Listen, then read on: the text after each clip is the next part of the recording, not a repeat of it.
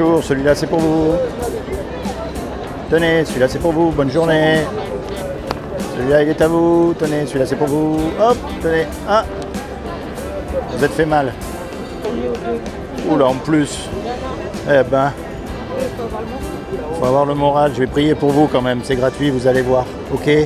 Seigneur Jésus, je te demande vraiment de guérir Marie, Seigneur. Quoi qu'elle aille à ses poignets, je te demande d'intervenir afin qu'elle ait la paix que tu donnes à tous ses enfants et que tu te révèles dans son cœur à elle en tant que son Seigneur et son Sauveur. Au nom de Jésus, Amen. Vous croyez en Dieu? Oui, énormément, oui. Ah, d'accord. Je vais souvent à la cathédrale.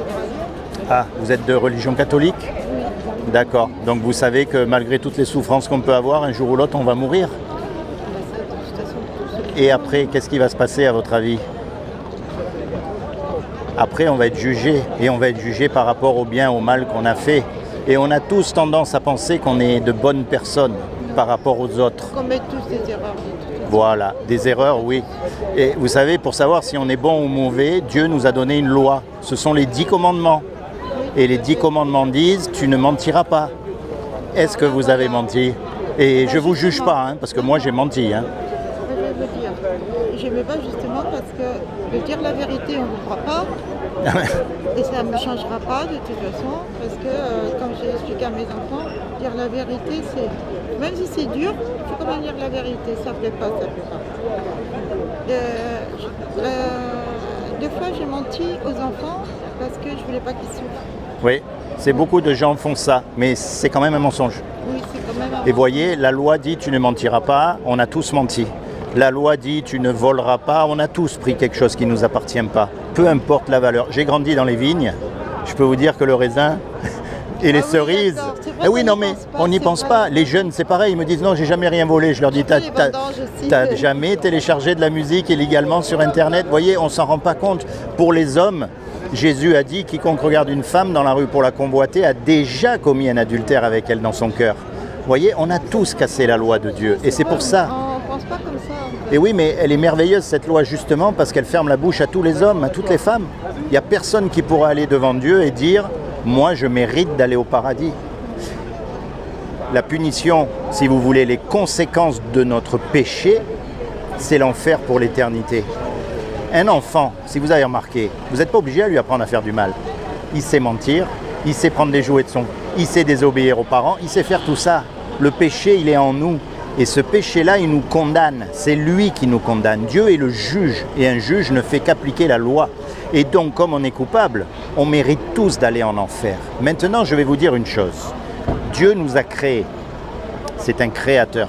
Et un créateur, il aime sa création. Un musicien, il aime sa musique. Un cuisinier, il aime la cuisine qu'il fait. Dieu nous aime puisqu'il nous a fait. Et il ne veut pas qu'on aille en enfer. Il ne veut pas qu'on paye les conséquences de notre péché. Donc il a fait quelque chose.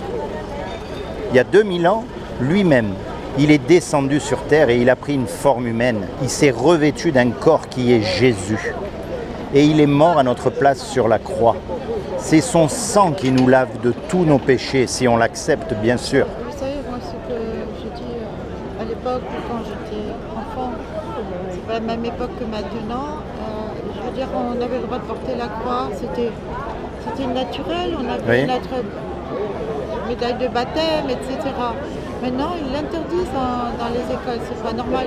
Non, c'est pas normal, mais il ne faut pas se laisser interdire des choses, des fois, vous voyez. Et la clé, si vous voulez, une fois qu'on a compris toutes ces choses, c'est-à-dire qu'on est coupable et qu'on mérite l'enfer, et que si on croit que Jésus est le Fils de Dieu et qu'il est ressuscité des morts, on aura la vie éternelle avec lui à ses côtés. Une fois qu'on a compris tout ça, il y a une clé là-dedans. Et la clé, c'est ce qu'on appelle la repentance. Et la repentance, ça veut dire bien sûr arrêter de voler, tout ça, mais l'essence même de la repentance, ça veut dire se tourner vers Dieu, commencer à lui parler, mais lui parler avec ce que vous avez dans votre cœur. Ouais, de toute façon, quand ça va pas, c'est à lui, de toute façon, qu'on s'adresse. Et même quand ça... la personne autour, Et moi, je vous encourage même quand ça va bien, pas que quand ça va pas. mais, Vous avez une Bible à la maison? j'en ai plusieurs. Oui. Alors moi, je vous encourage à lire la Bible. Et c'est la seule façon qu'on a de se rapprocher de Dieu. Retournez dans le livre de Jean. Le livre de Jean, vous allez apprendre à connaître Jésus encore plus, et encore plus, et encore plus. Mes filles, c'était enfant de cœur à la cathédrale avec le père Didier. Ils ont fait leur communion, tout ça. qui a eu beaucoup de mal à l'âge de 8 ans, Fréjus s'était fait agresser sexuellement, il avait que 8 ans. Il en a 38 maintenant. Il n'arrive plus. Il n'arrive pas à oublier. Je sais, mon beau-frère c'est pareil. Et lui, il est prêt, il a 55 ans, pareil, quand il était gamin, il a eu des problèmes comme ça et il a toujours ça en travers de la gorge. Et je lui ai dit, mais tu sais, Dieu n'a rien à voir là-dedans. Dieu, c'est... Et souvent, quand on a des problèmes, on a tendance à dire, mais pourquoi moi et... Non, moi je suis tellement je suis optimiste. C'est comment votre prénom? Marie. Ah oui, vous m'avez dit, c'est vrai, j'ai pris. Eh bien moi, voilà, vous voyez, sur mes papiers, il n'y a pas d'adresse, il n'y a rien. Le but, c'est simplement que vous vous rapprochiez encore plus de Dieu. D'accord? Il y en a beaucoup qui s'en éloignent. Oui, eh bien, occupez-vous de vous.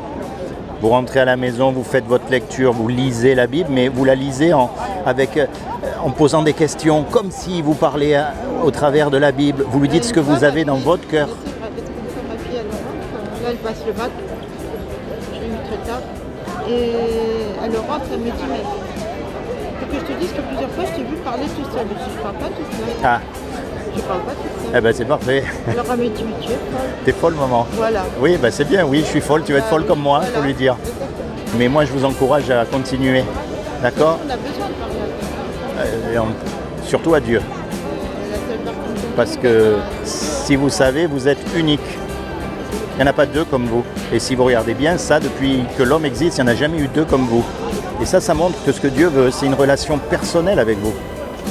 Qui, bien sûr, ça ne va pas être la même que la mienne, même si on va dans le même sens. On ne va pas devenir d'une autre religion, c'est sûr, mais on va dans le même sens. Mais la relation est personnelle. Et c'est pour ça que ce livre, la Bible, qui en fait est une bibliothèque, il y a beaucoup de livres dedans. Et il y a des livres prophétiques, il y a des livres, les évangiles, il y a des psaumes. Eh bien, ce livre vous aide à continuer à vous rapprocher de Dieu. Soyez bénis, Marie. D'accord? Hein? Et rapprochez-vous encore plus de lui. Soyez bénis. Bon courage. Mireille.